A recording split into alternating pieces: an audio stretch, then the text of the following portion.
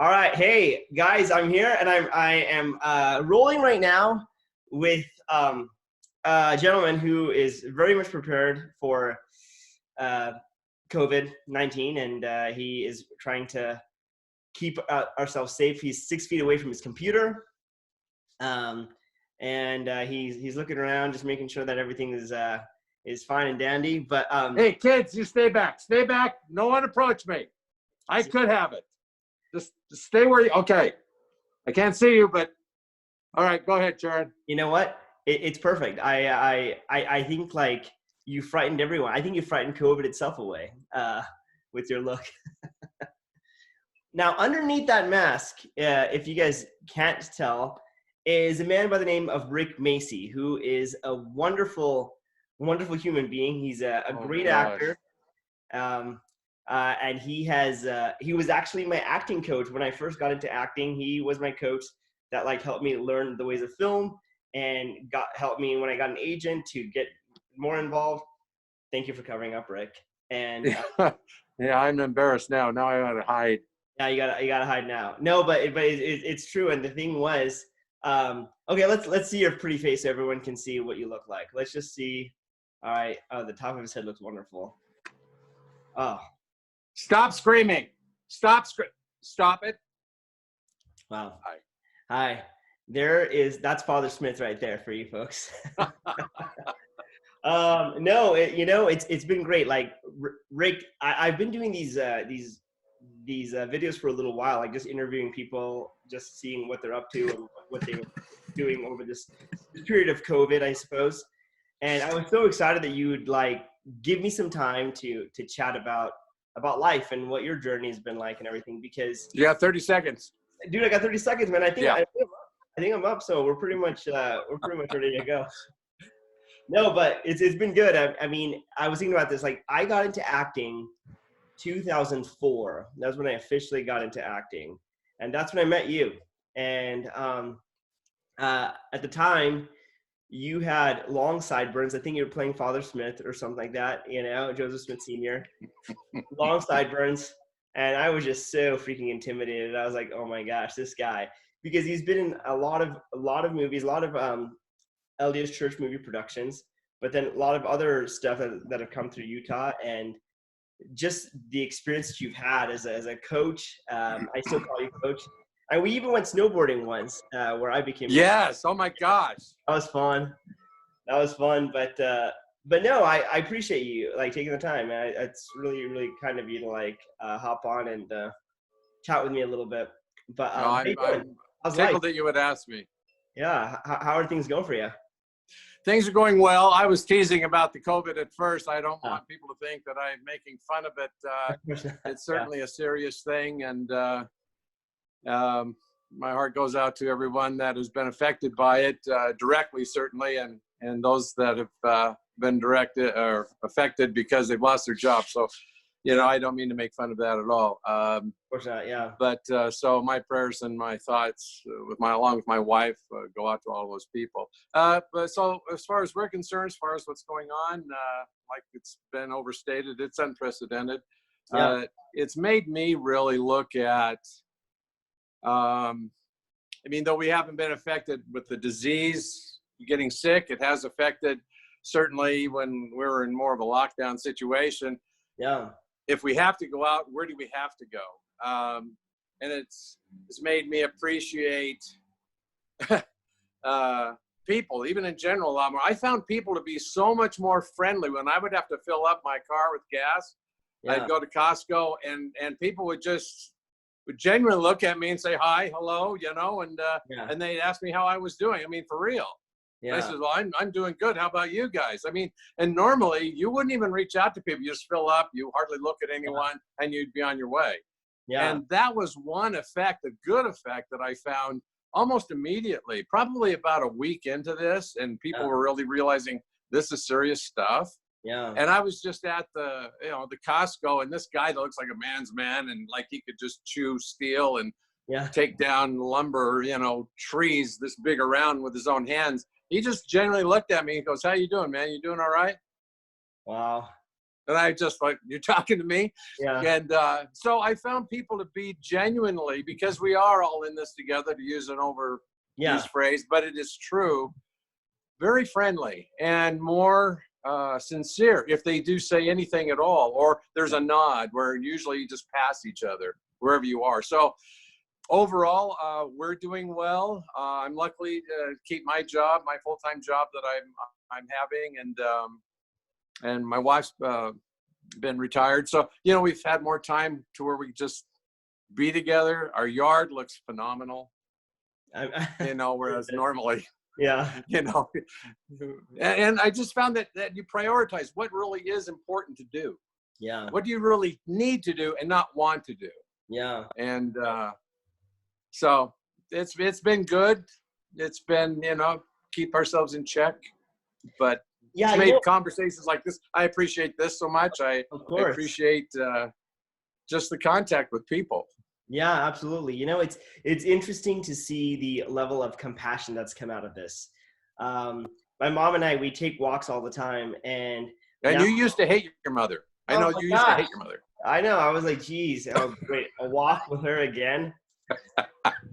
Woman, and she has done so much for me. I love her so much. And well, we take walks now, and when we walk, everyone that we pass, there's always a friendly greeting with each other. You know, there's always like a friendly exchange. And before, where it's like when you're like, oh yeah, I guess they're my neighbors, I should say hi or something. Now it's like a genuine like, hey, how's it going? You know, just checking up on people and seeing how things are going. And it brings like a sense of like realness to it all, you know. I remember, you know, it's interesting, and I'm sure you've had this quite a bit, but especially when I was getting into acting, when I first met you, I will admit I was definitely starstruck. You're one of the first actors I've met that like legit was working in films and whatnot, right? And it was just like this feeling of like, oh my gosh, like wow, like you're talking to me, you're connecting. And very soon I realized that facade I had of you and everything like that, you were just such a real, genuine person, and you really cared about people, and you really connected, and you were able to like, you know, it was like so disarming to like be able to like connect with you and talk to you after just a few moments, because I knew that, hey, you really do care, and you care about your students, and we wanted to help them succeed.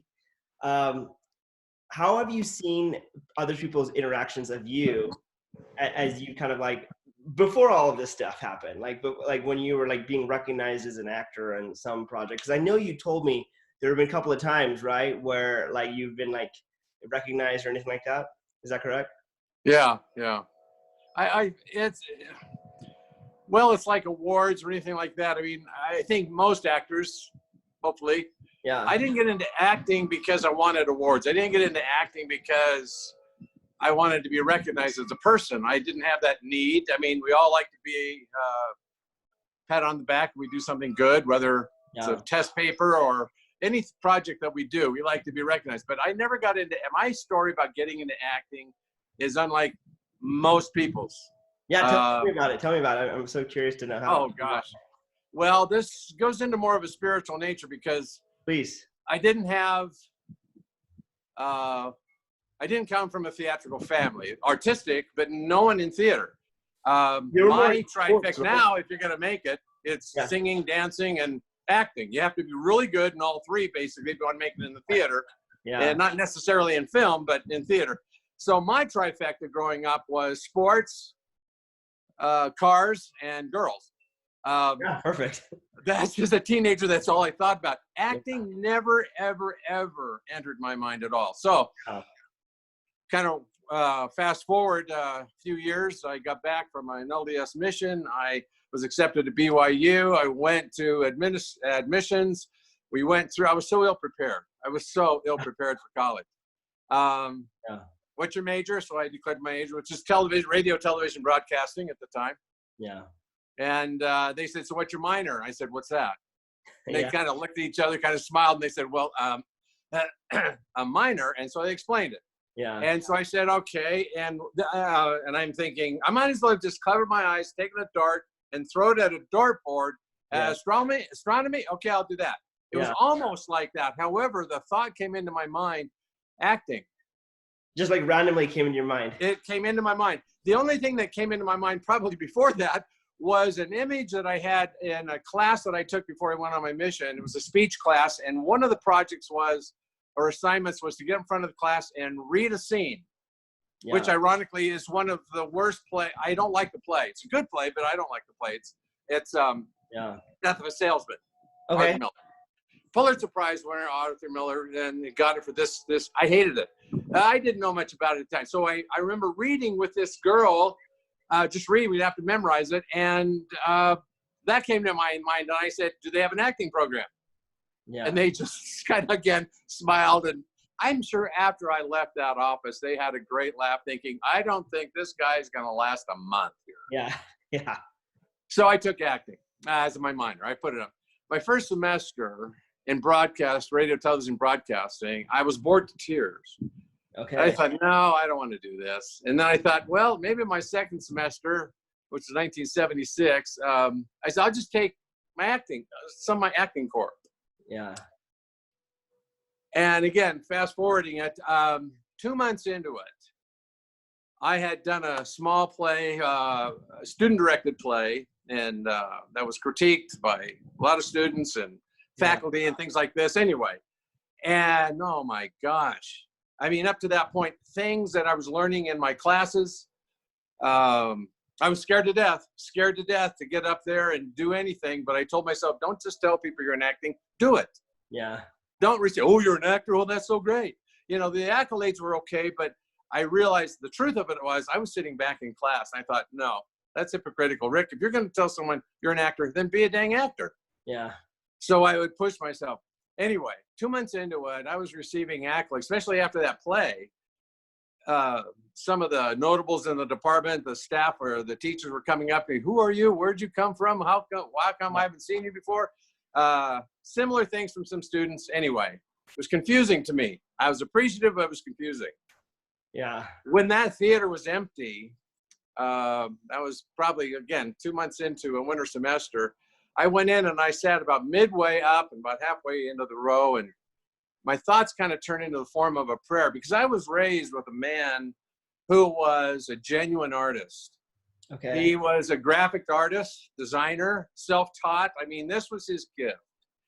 And I thought, okay, I know the life of an artist. I know it lucratively, unless you're dead, you know, you don't really get accolades for what you do, and then very few at that. So my prayers kind of thoughts turned into a form of a prayer, and I said, oh, Heavenly Father, I kind of brought him up to speed as if he didn't know what was going on with me. Yeah. And I said, it's confusing because I know the life of an artist. It's really, really, really hard. Yeah. There's 10,000 Robert Redfords out there. At the time, Robert Redford was our Brad Pitt now.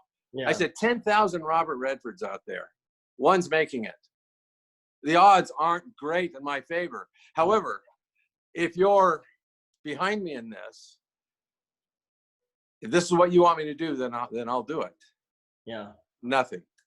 And I says, and the other thing, I says, you know, you want me to have a family. I says, I want to date. Wait, real quick. You said nothing happened? Like you didn't get any confirmation, didn't get anything? No, nothing. Okay. No, just dead. Yeah. And sorry, I didn't mean, not dead. I knew you were there, but yeah. So I then went on to another point. I said, you know, and then you want me to have a family. I want to have a family. I want to have a wife. I want to have kids someday.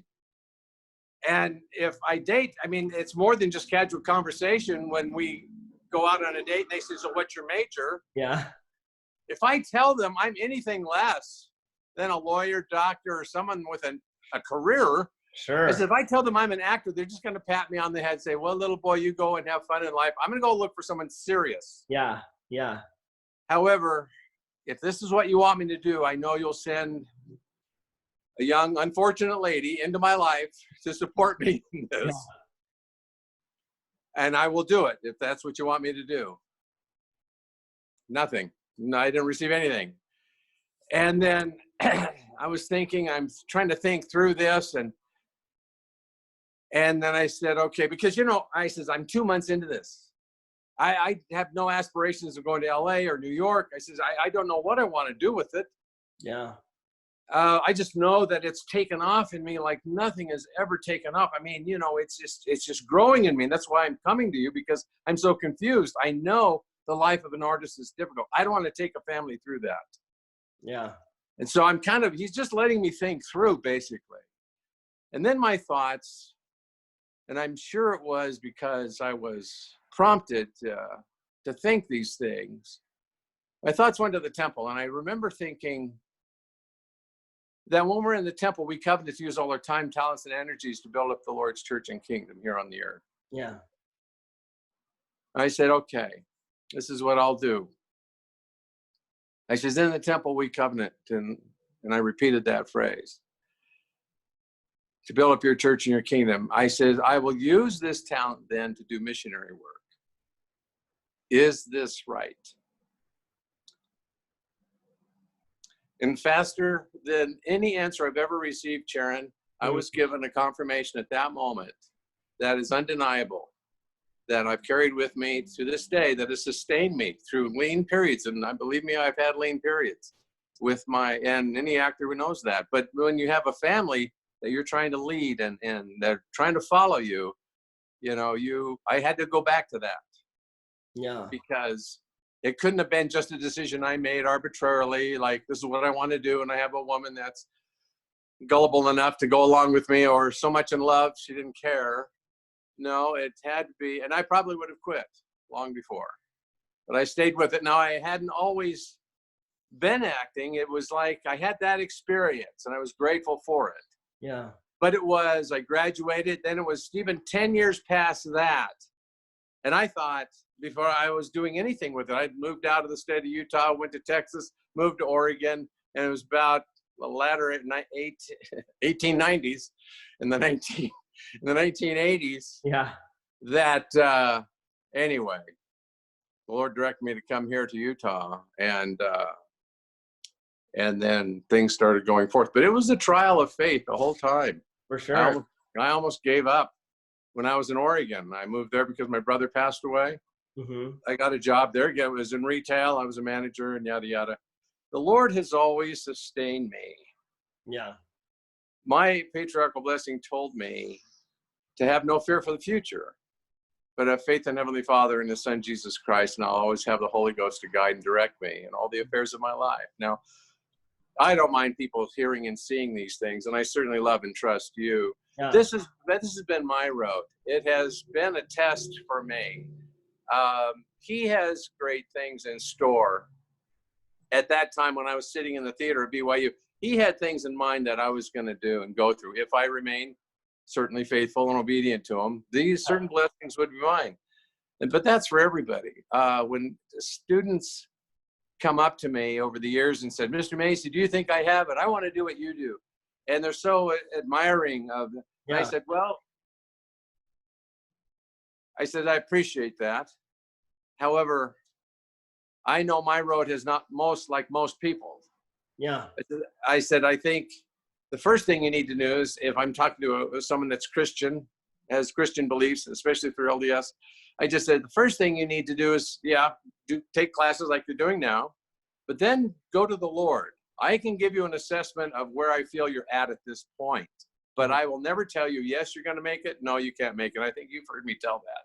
Yeah. It's not my choice or decision. I could have feelings about your ability, but you know what? That pales in comparison to the confirmation, either way, yes or no, from the Lord, if this is what He wants you to do, because He wants you to do things. He's looking for some of His children to tell His story. There's so many people in Hollywood and around the world telling all kinds of stories, and they're magnificent stories, many of them. He has people for that, but He needs somebody, some people, some of His children that have been enlightened by current events and the restoration of the gospel, some people that truly rely on Him to tell His story. Mm-hmm. And I says, and that's, if this is what you want, I says, I can't tell you, if you're in this for fame and fortune, you've heard me say this too, if you're in this for fame and fortune, there's the door. I don't teach that. Yeah. Yeah. I don't teach that. I said, now what you do with what I try to teach you, or other teachers teach you, if you become, if your path leads you to fame, there's good and bad about that. Of course. Fortune, if you're wise on how to spend what you, if you're wise with that. I said, bottom line, just be a good person. Be honest with yourself, be honest with the Lord, and just follow those promptings. I'll never tell you not to do this. It has been one of the most rewarding, most satisfying, certainly besides thrilling. I've been terrified. As a performer, I think if you've not been terrified as a performer, I don't think you belong there, because I think it keeps you humble, because you'll act with people that may not have similar beliefs you do, but they are a dang good actor. They know their craft, and you don't mess with that. You have to respect that. And you stand on the shoulders of many people that have put you where you are. And so to be humble, I says, I really feel sad for those people that get it in their heads, like, don't approach me. And, I'm a star, you're not. And I said, that's too bad. I said, the greatest thing I can tell you besides being true to yourself is to be a good person and be appreciative for everything that you have. I says, your good reputation in this industry is as important to you and will get around as quickly as a bad reputation. You do not want to burn bridges. You do not want to shout at a director that's just directing you locally, because he may take that reel to Sundance, have it schooled there by well-known directors, and they'll say, hey, who's that guy? He's really good. Oh, well, yeah, cast me is really good, but no, you don't want to work with him. Because he's late on the set, he bad mouths the people, he trashes people. Oh, okay, well, that's good to know, because I said, no, just be a good person. Be a good person. Appreciate your journey. Appreciate the destination, what you're headed for. Improve yourself as an individual, and that will make you a better actor. And always be appreciative. No, you know what, Rick? I am so humbled and honored that, like, my kind of first foray into acting, especially in film, because I did take it in high school. My coach kind of guiding me through that process, because it's been so interesting. I had no idea when I first got in. I mean, you saw me when I first got in, like, what was in store for me. I had no idea. But yet it's been amazing to see, and I could go for hours and hours talking about all the many ways I feel like the Lord has led me from here to go to LA for a little while and do TV shows over there, and to come back and to produce my own stuff here. It's been a constant string of, like, guidance, and it's been amazing. And what I've learned from this whole experience is, like, and I've kind of shared this with other people before, like, is like, nothing you do, like, none of your work or anything is greater than who you already are as a person, as a child. And so you don't have to take value from the work that you've done. That's a part of who you are, but that's not all of who you are, right? And it's been really great. And, like, some of the best people I've worked with are also some of the most humble, kind people I've ever worked with. I had an opportunity to work at Sundance in the Sundance Labs, and I've had several opportunities to work with them, and it's an incredible experience. One of the years I was coached by Robert Redford for a couple of scenes, and it was awesome to be coached by him. That's awesome. Yeah, it was great, and he was just so humble, and he was just like, he's just so humble. It was awesome, right? And then this other year I was working, there was this lady that was just so nice and just kind to us, and she was one of the supervisors. And between takes and when we were on break, she would come and sit and talk to me and just ask me all these questions. And she's a director as well, so she was explaining to me some of her projects and where she's had been able to film. And it took me a long while before I realized I was talking to Catherine Bigelow, who oh my God, like, this woman that's, like, won the Oscar, is unbelievable. But did you ask her how James Cameron was? I know I should have jumped in and asked about that. But she was amazing. She was so humble and she was so kind. And I love her movies. Yeah, her movies are amazing. I got to work with actors like Stanley Tucci a little bit. I met him. Harold. It was unbelievable. And that's great. They were so kind. They were so humble. They were just like the sweetest people. And I remember like just that feeling of like, okay, like that's the type of actor I would like to be. And not even because it's like saying, oh, I want to be known as that. It's just who I want to be as a person, you know, whether people know me or not, it doesn't really matter. I just want to exude that kindness. And I really am appreciative of learning a lot of that from you. In fact, I don't even know if you remember this, Rick, but this left such an impression on my mind. So you have been known for doing a lot of like the LDS Church movies that are like very spiritual in nature, like the Testaments, Joseph Smith Sr. You know, you've done like these big roles in all these things. But what most people don't realize is how funny you are in real life. And seriously, like if you watch those movies and then you see, and then you get to meet you, and you're like, oh my gosh, like totally different people, because you're just so funny and like just love to laugh and have a good time and have fun on set, and people can feel that energy. I tried to tell jokes as Father Smith. He knew a lot of jokes. They wouldn't let me tell them. Yeah, you know what? They're lost, obviously. Yeah. But one of the things I remember is I was producing a movie years ago, so low budget, called The Last Man's on Earth. And and we needed to cast our main villain, who was like just so egocentric, so off the wall. And I remember thinking, you guys, there's no need to even audition this role. I know the perfect person to play this role. And so I called you, and you were so gracious to say yes. I didn't even know if you were going to do that, but you're like, yeah, that sounds like a great time. And it was so opposite to anything you've ever done or that I've ever seen, you know? And man, you took it and you owned it and you ran with it. And it was amazing because of multiple things. First, we were a very low budget production, very, very low budget production. And I just remember every time you'd come to set, you owned that character. Like you made any, you know, you didn't make any gripes. You didn't make any complaints. You're like, oh, I didn't have this on my set, or I didn't have this in my trailer. We had no trailers. And not only that, I had to wear women's bathrobes. You had to wear women's bathrobes, and you wore them proudly. I did. And the thing that I loved was how much ownership you took of that role. And we shot late into the night. I mean, we were shooting 15, 16, 17-hour days because we were just so low budget, and we just had to get to a ton of different pages. And you never once complained. You never once complained. We went into like 2, 3 in the morning. And even like during those last couple of takes where we were so tired, you still seemed to have all this energy, and you were able to deliver. In fact, I don't know if you remember this, this one. So we were shooting in what was considered your safe room. Yes. And remember this? And the safe room was it was just covered like black walls, black nothing. The only thing that was lit was like this little overhanging light, right? And I don't know what happened.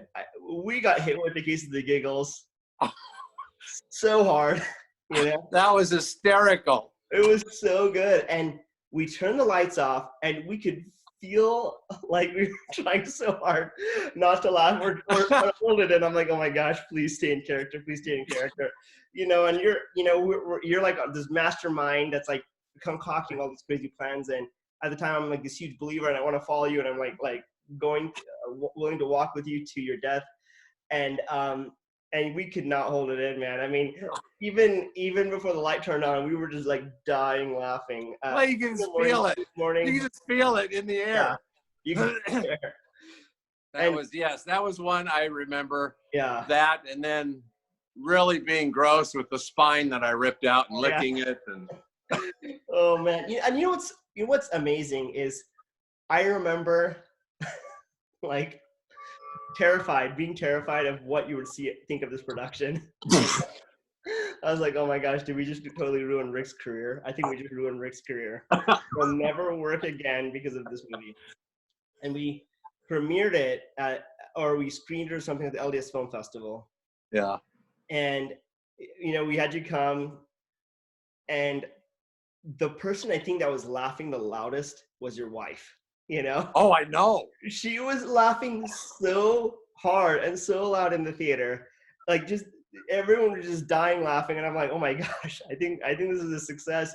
And it was just so fun because it was so different, and she was so happy. She's like, I've never seen Rick act like this before, and it was amazing. And I don't know, I'll tell you that what, was probably, yeah, I've been on some fun sets, but that was probably the funnest yeah, set that I've ever been on. Truly, literally, I had so much fun with that. Just the tongue-in-cheek humor, yeah, the unexpected nature of things, the over-exaggeration yeah, of this guy's bloated ego and believing in all of his hype, and after a while, and just then becoming epic, going yeah. epic, and oh my gosh, I mean, It's it's just one of the, I mean, like I said, I didn't get into acting with any expectations other than the fact right. I was directed there.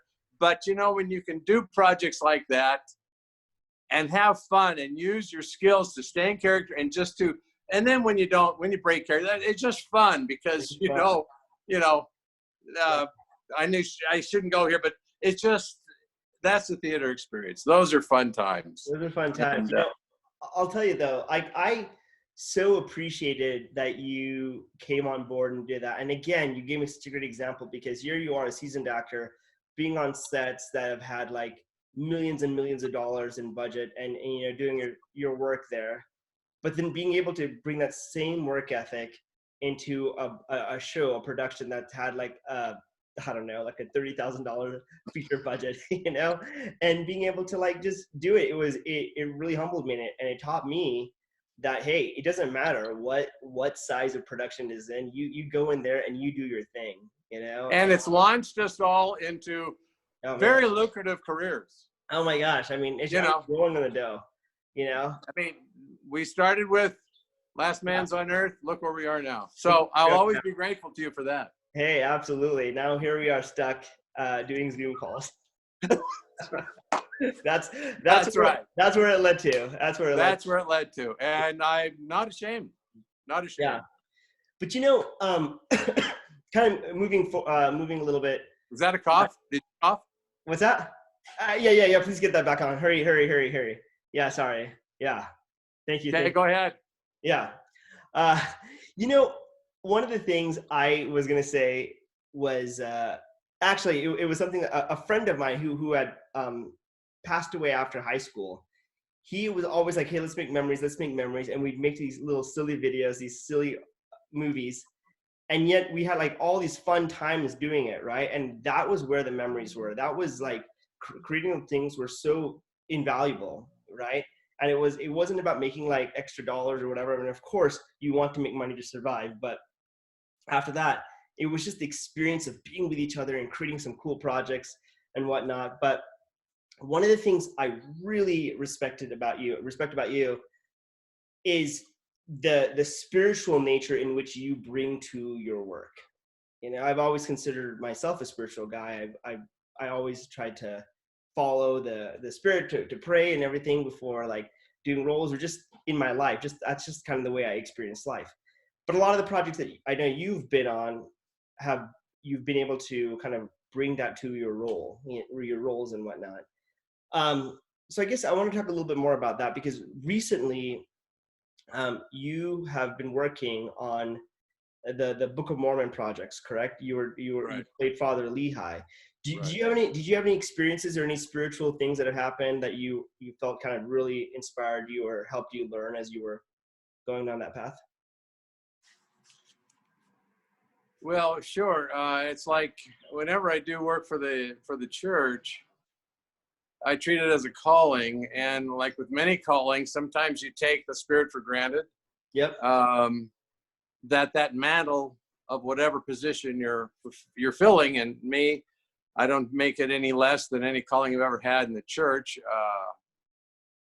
To where while you're doing it, there's many things that happen that just come because of the nature of the role. Yeah.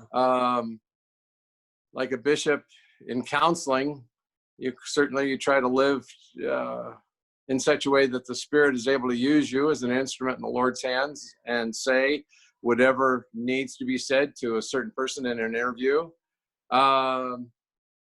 Just thoughts to your mind. And I think many times the characters I played for the church, you pray for that. You pray that I prayed that I be guided by the Spirit, that I will not embarrass either the Smith family if I'm playing Father Smith, or certainly Lehi and his family. I don't want to embarrass them. They're real people. They have lived. Their legacies are wonderful. One thing that was pressed upon me, Charan, was I was asked by one of the brethren, how are you gonna? I think it was Kim B. Clark. He gave me.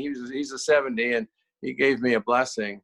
And before the blessing, it was Marcia and I and him and his wife, and one of the rooms below the conference center. And he asked me, "How are you going to portray Father Lehi?" Mm. And I said, "Oh wow, I've thought about that." And I said, seriously, if I learn as much as I can about Israel and the surrounding areas at the time, Jerusalem, at the time of Lehi, politically, economically, socioeconomically, religiously, where were the saints? Well, they weren't saints necessarily at that time known by that, but the Jews, and being faithful. If I could know more about that, I says, then I think I will get to know a little bit more about him as a man, as a husband, as a father. I don't want to iconize him like Charlton Heston and Moses. Certainly Moses was a phenomenal leader, and Charlton Heston brought such majesty and dignity to that role. And I said, but I don't want to put him out there like that. But I want to be able to show that he was a man, human, that had a calling, and he was faithful. He did doubt at one time, and may have been more, but Nephi records the one time where his father did murmur because the bow broke. And that just made him more, and he certainly was, human to me. He's easily become my favorite prophet. Not that you really can grade them, but I've really connected with him. And so Elder Clark gave me a blessing that was not, I will say this, and it's not to second guess the Lord, but, and I think this is as much a lesson for any of us, because each of us tend to put ourselves at a certain strata as far as spirituality and is concerned. Oh no, I don't deserve this or that.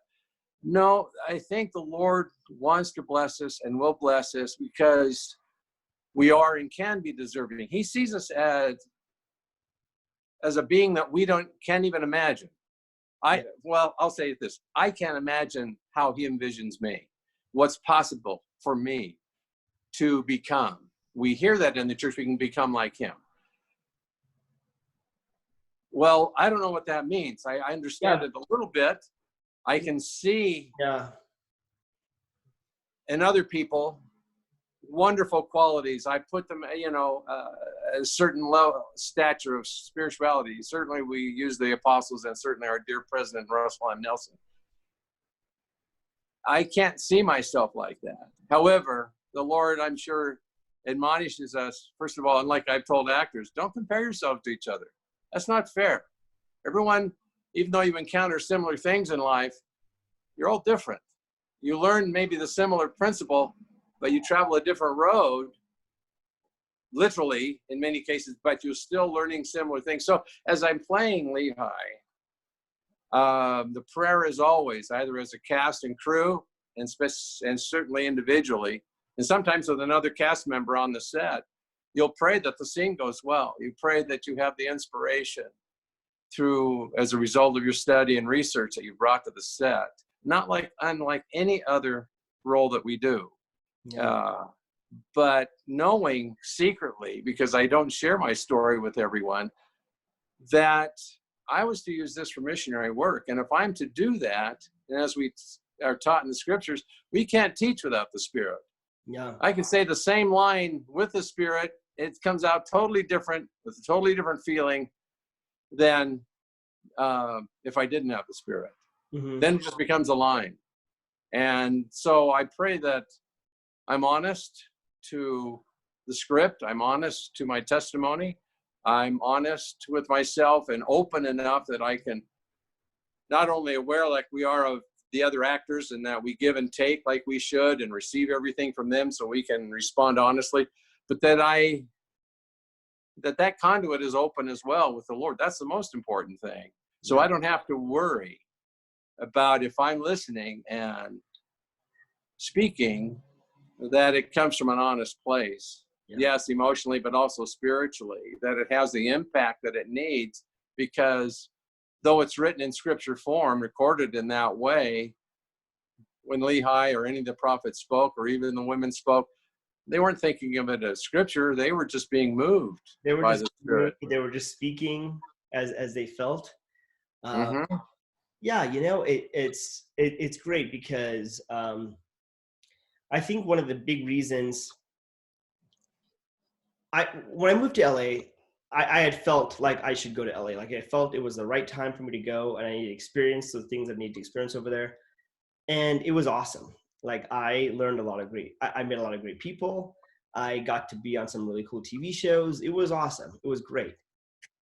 And yet, I always felt like I was like following a stepping stone, right? Like I was following a certain path, and it was like a path that was kind of being lit as I was walking it.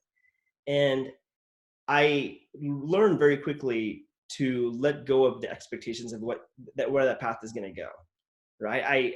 I just knew I needed to like just trust God and have a plan and kind of move forward, but just know that, hey, if things change, it's totally okay. It's totally perfect. So I had never expected to come back to Utah. I just didn't. I never thought that Utah was going to be home again.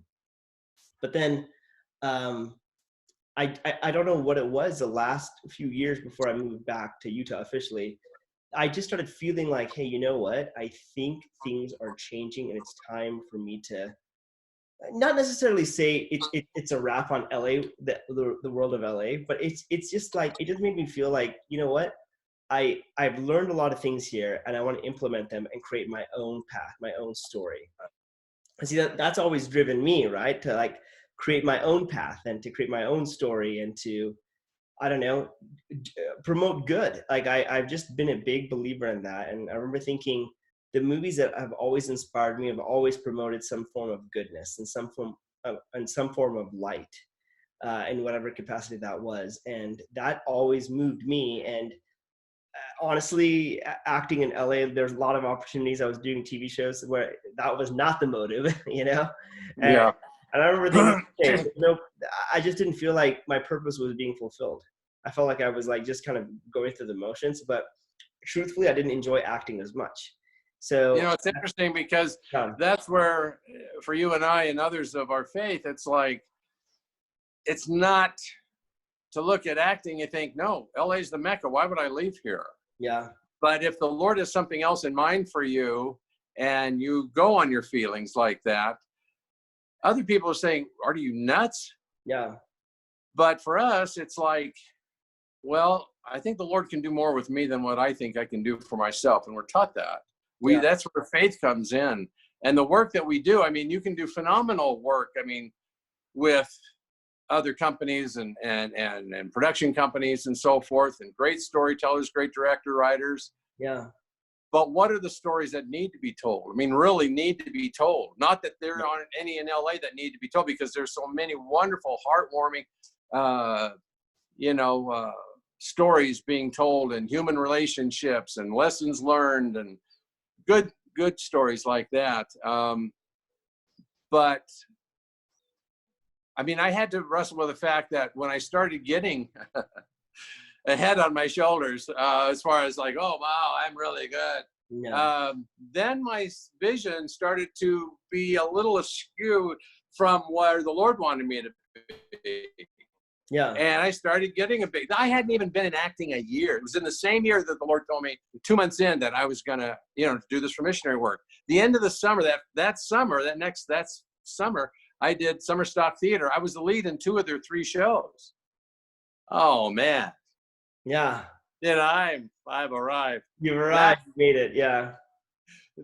And I think, was it that fall I came back, and a lady that I had been dating, a young woman I've been dating, says, and we remained friends, we just didn't date. When she came and saw me at summer stock, she came to me, and that fall, she said, can I talk to you? I said, sure.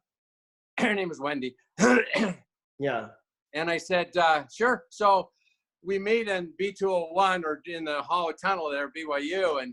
And She says, "Can I be honest with you, Rick?" And I said, "Sure." "You're losing friends." Oh, wow. "I'm what?" She Yeah. says, "You're losing friends." You could not have gotten my attention quicker than that statement, because I value my friends. I said, "What do you mean?" She says, "You really think you're all that in acting, don't you?" And my impression was to kind of say, "Well, no, I'm not." But the words were so true Yeah. that secretly I had been harboring that self-aggrandizement type of a thing. Hey, look at me. And boy, did she humble me down to my shoes. And it took me a little while. I don't think I thanked her properly then, because it just hit me. Yeah. And I don't know that I have since, but it really knocked me down. And so getting back to your point is that to be led by the Lord, because, to tell the right stories, to be associated with the right group. I mean, if I'm not doing stuff for the LDS Church, I pray that if I'm still to be used, if people still want to use me, that I do good projects. I do projects that can be fun. They don't necessarily need to be, earth-shattering, but fun. I can grow, I can enjoy it. Or it could be a set I'm on and I can teach someone or influence someone. I mean, you never know how the Lord is going to use you. And so your feeling to come from LA to here, for some people, it's like, what are you, crazy? What's in Utah? Yeah. Right? I mean, I can hear it now. Oh, but man, it was crazy. Yeah, for sure. Like, I mean, the Lord has yeah, things in mind that we can't even envision, has projects in mind that we can't even fathom, that we would even be a part of. When Testaments came around, I was just auditioning and I thought, geez, wow, this is a next big church project. I thought, I'll be happy to be cast as an extra, just holding a spear. I will do that. Yeah. This is where he wants me to be. I mean, if he wants me just to hold a spear in this scene throughout the film, or just one scene, I'll do that. Yeah. Well, there was the other things in the works. So I don't know. So I'm glad you are staying close to the Spirit and following that, because of course. Yeah. And all your experiences are just going to, and you know this, I mean, all your experiences are leading you to play whatever the Lord wants you to play. It just prepares you. Yeah, absolutely. And you're right. It's just kind of like, I look at my, if we want to take like the Book of Mormon scriptures, I look at my acting career like Nephi building a ship. It's like, you couldn't do it after the way everyone else was telling him to do it. He had to do it the way he was guided, right? And I love that analogy. And I just keep thinking, you know what? Like, no one in their right mind would have expected in 2020 we'd all be under quarantine. Like, the world would shut down, right? It's so unexpected, but yet in that sense, because it's like everyone's plans got halted. Like, I had certain projects that I was putting together that got stopped for a bit. Maybe they'll pick back up. I have no idea, right? And it just kind of made me laugh a little bit, because I couldn't blame anybody. I couldn't be like, oh, because of this and this and this. It's like, oh no, like, everyone is feeling this. Everyone is feeling this. And again, it kind of taught me to like, hey, sit down, be still, relax, and just kind of wait and see what happens. And it's been really nice. Like, actually, as I've kind of like taken that approach, that advice, I felt a sense of calmness. I felt a sense of peace, and I'm like, okay, you know what? No matter what is going to happen, I can have joy right now, and I can absolutely still create good things right now. Well, Rick, you're just, I don't know, you're so great, man. And I've been so humbled and honored to have known you for all these years and to learn from your example. I mean, I don't know, I would say like so many of my beginnings as an actor were under I mean, I don't know, I think I started under you for like 3-4 years at least, or something like that. Something like that, sure. Yeah. Before I took off to LA. And I remember, like even some of my first experiences booking movies while like, and just like learn and being on set, and then coming back to your class and be like, Rick, I don't know what happened. The movie set was like a little bit different than acting class. And you were nice enough to be like, Charan, don't freak out. Everything's going to be okay. Yeah. There were times I'm telling you, I was like, I need to quit. I don't know what I'm doing. I'm scared, and you told me to hang in there, and I don't know. I'm super grateful for some of that advice. It's been awesome. So what's I guess kind of wrapping up, like what is next in your life? Like what are you planning? Well, the director, Jonathan Martin. Of course. Jonathan. Yeah. I love his vision. I love how he makes the film look, his production value. He's just so fun. He's kind of edgy, and I like that about him. And he's got I've always wanted to do a Western. Oh, cool. And, always wanted to wear a duster and just, I can grow some pretty good facial hair and ride the horse. I was raised on horses, and I've never been in a Western. And so I'm teaching a student privately in my home right now, and she has some ties with Jonathan. She says, Jonathan's writing a new Western, writing a new movie, a Western. I go, really? Oh, that's great. Oh, well, that's great. I don't want to assume that I'm going to be cast in anything. But he's writing a part for you. I'm going, oh, is he? Oh. Yeah. Well, if I'm available. Yeah. No, but I said, that's great. What is it? And so she's telling me about it. And the character's name now, and Jonathan called me about 2 weeks after this conversation with her. Her name's Emily. He says, I sent the script over. Did you read it? I said, I sure did. He says, now I want to let you know that every name in that script I've taken from the Old West. These are documented real names. Yeah. I said, you're kidding. Yeah. I said, because I told the name of the character you wanted me to look at to my wife, and she just laughed. Yeah. She goes, no, his name is really Rattlesnake Pete Jackson. Rattlesnake Jackson. I go, oh my gosh. And you can Google him, and there's a picture of him, and oh my gosh, he has a stogie in his mouth. He's really scruffy, and he's got this, he just looks like, that sidekick on Gunsmoke, whatever his name was, but he just Festus. Oh my gosh. So fun. So awesome. That's kind of in the future a little bit. I mean, who knows? I mean, he's got the script, he's tweaking it, just like, everyone knows how. So who knows when that'll happen, but so that's fun. I mean, that'll be fun to do. And oh, that's awesome. That's great. I'm super stoked for you, man. I mean, it'll be great. How about you? What about you? Have you mentioned some things that are I got a couple of things. I mean, I was putting a project together called Pen Pals. I'm still putting that together, and we've shot the pilot. It's all done, and we were shopping it around for a little bit before everything happened with COVID. Right. So I think we'll probably still go back and do a little bit more shopping around, trying to find the right home for it. And then, is that the one you came to my house with? No, this is something different. This is something totally different, So I did that. That was fun. And then, do you know the actor Corbin Allred? Do you know? Yes. Oh yeah, very well. Okay, cool. So I don't know if you knew this or not, but Corbin and I served our missions together. I didn't know that. You know that? Yeah. So we've been friends for a long time, and I love Corbin. He's great. Yeah, he's an amazing actor, and I've been, we've always kind of like flirted around the idea of like doing a project together because we've never worked together, even though we've been friends for so long. And so we were putting something together for a company, and it kind of went on hold because of everything that happened with COVID. But we might pick that back up once the ban is lifted and people are going back to work. So got a couple of things in the works, but cool. Right now, just kind of networking and observing and kind of seeing how things are unfolding. And I don't know. I don't have any very, very set plans, but I'm okay with that.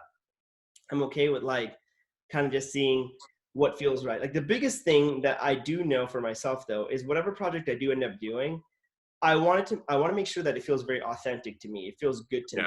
I don't want to just do it because everyone's like, oh, you got to do it. It's awesome. And yada, yada, yada. I want to make sure I do it because it feels right. I think too many times I've said yes to things just because it's like, it just seemed available. Money.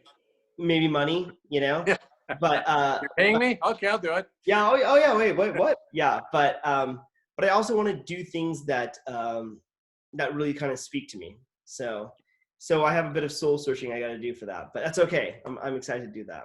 So that's awesome. Yeah. Well, Rick, let me just say something about you because you're very gracious. You're very gracious to me, but this is no backslapping party. But as long as I've been in this industry and as you've been in it, you see you see a lot of good people, meet a lot of people overall, and then you see a lot of people that are phony, and then everything in between. You know, I think a lot of people just searching to find out who they are as a person, first of all, and then they bring all their enabling whatever to the set or acting classes or whatever. One thing that I've always admired and loved about you is that you are genuine. You're honest. You try to, like you just said, I think you've come to that more to do what feels right, and not just because it's there. I think that's a journey all of us need to make eventually, is just to, you know, it's like Hamlet says, to thine own self be true. My father's admonished this to me after he passed away. He came to me and he says, be true to yourself. And he told me that about 4 or 5 times. And I think that's what I've seen you do. You have a great love for life, people. You love people. You love friends. You love your passion. I know mostly acting. There's many other things about you I don't know. But I know that whatever you invest in, whether it's family, friends, your art, that you are not phony with it. I've never known you to be phony or have any airs. And if you have had that period like I did, I've never seen it. And I think what I love about you is that you have, at your core, you have integrity. And I appreciate that. And good character. I mean, people love being around you. And that says a lot for you. It says a lot for anybody, because in this day and age, and I think this is what this COVID thing has done. I think this coronavirus, hopefully it's allowed a lot of people to just kind of, because we don't have contact with a lot of people initially, now a little bit more, but it's like, who am I? What do I stand for? What really makes me happy? And what kind of a person am I? I mean, I want to be with people, but what if they don't want to be with me now? I mean, if they're going to, you know, because they're picking and choosing, if I'm going to be with anybody at this time, who do I want to be with? And if you set yourself up that you're just a person that uses people, you're mean to them, mean-spirited, they're not going to want to be with you. And now you're searching for, this person is searching for companionship. Hopefully this is a great equalizer. This coronavirus thing makes us, like, if you don't believe in God, maybe it's one thing that it's helped you to do. Maybe there is a God. And those of us that have had that belief, strengthen it, you know. But back to you. I would go away from, when I first met you, I thought, this guy, he is so full of energy. He's so fun. I mean, it's like he doesn't have a care in the world. If he does, I don't know what it is. Because he just, and sometimes you use humor to cover up things, some insecurities, like maybe you didn't know everything about acting. And I tried to get you to do more serious stuff. Because humor and a sense of humor, which is a great gift, sometimes can overshadow our insecurities, and we don't want to be vulnerable. But I think you've learned to be vulnerable. And no, I've appreciated your taking the leap of faith, going to LA. I've appreciated the experience that you've had that I would read about from time to time on Facebook that you'd share, and pictures you'd have with Rob Lowe. You've met Rob Lowe. Where else can you go? Rob Lowe. Great guy. He seems like a neat guy. So anyway, you know, thank you for just the good work that you do in this industry, that you really are living proof that there are good people in this big machination of filming and so forth, that good people can gravitate toward you to be a part of things or to look forward to stuff. So, you know, you bring light to this industry that needs more light. So thank you for that. Thank you. Oh man, such high praise coming, and I thank you so much. I mean, I don't know, I've got great people I look up to, you being one of them, and well, me and Rob. What's that? Me and Rob Lowe. Yeah, well, you and Rob Lowe, but Rob Lowe comes second below you, of course. No, I appreciate that though, Rick. Like I don't know, I have been blessed with a lot of joy in my life. And I try not to make it seem inauthentic. Like I really do feel a lot of joy, and over the years it's gotten even greater. And so it's been fun, and I'm excited for all of our futures. You know, excited to keep on going on this journey and keep creating. And and I'm excited, really excited for the next time we get to work together on a bigger production. That's gonna be a lot of fun. And Last Man's on Earth 2. Last Man's on Earth 2 is coming, Fast and Furious for sure. Awesome. Well, thanks so much, Rick. I really appreciate you taking the time and chatting with me. You're awesome. And my pleasure. My pleasure. Tell your mom and sister hello for me. Will do. I will do. Absolutely. I have a brother too. I'll make sure he says hi. Okay, good. Yeah, him too. I know you're the one we don't talk about. Yeah, tell him hello. Yeah, I will. Absolutely. Awesome. Well, thanks, Rick. I really appreciate it. Okay. You're welcome, and I love you, buddy. Okay, love you too. Take care. Bye. Bye-bye.